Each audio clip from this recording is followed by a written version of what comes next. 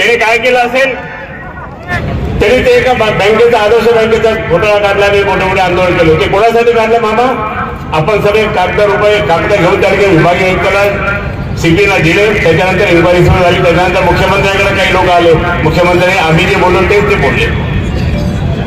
जे काही होते ते अमाऊंट जे होता तो अमाऊंट सुद्धा त्या ठिकाणी कोणी घ्यायलाच तयार नाही. काय करणार? पण या ठिकाणी तो येऊन हे करतो त्याचा इम्तियाज जलील ते झाले. जो भ्रष्टाचारी माणूस आहे संपूर्ण संभाजीनगर जिल्ह्यामध्ये कुठे गेला तर नाहीच. दारूचे धंदे, दारूवाल्याकडे पैसा, गुटखावाल्याकडनं पैसे, हे सगळे प्रकार त्याचे. आणि म्हणून आता या बँकेवाल्यांना फसवायचा. आणि या बँकेमध्ये सगळ्यात जास्त पैसा कोणाचा असेल तर इम्तियाज जलीलच्या माणसांचा आहे. ते त्याचे मित्र आहे. म्हणून चालला मी हिंदूंना सांगतो तुम्ही रडू नका, आम्ही तुमच्यासाठी आहोत. पण तुम्ही त्या ठिकाणी हे म्हणता की इम्तियाज जलील केलं, तुम्ही का नाही केलं? आम्ही जे केलं ते इम्तियाज जलील पण नाही केलं. आम्ही सगळे इन्क्वायरी काढले. आणि म्हणून या ठिकाणी सांगता एक चौथा राज्यमंत्री